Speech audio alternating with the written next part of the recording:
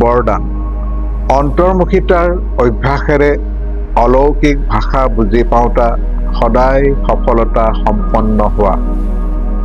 যিমানে তোমালোক সন্তানসকল অন্তৰ্মুখী মধুৰ শান্ত স্বৰূপত স্থিৰ হৈ গৈ থাকিবা, সিমানে নয়নৰ ভাষা, ভাৱনাৰ ভাষা আৰু সংকল্পৰ ভাষা সহজে বুজি গৈ থাকিবা। এই তিনি প্ৰকাৰৰ ভাষা আত্মিক যোগী জীৱনৰ ভাষা। এই অলৌকিক ভাষা বহুত শক্তিশালী।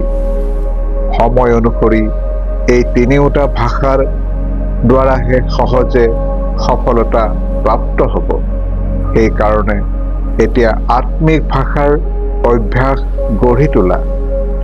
শ্লোগান: তোমালোক ইমান পাতল হৈ যোৱা যাতে পিতাই তোমালোকক নিজৰ পিৰঠিত অৰ্থাৎ চকুৰ পতাত বহুৱাই লগত লৈ যাব পাৰে। ওম শান্তি।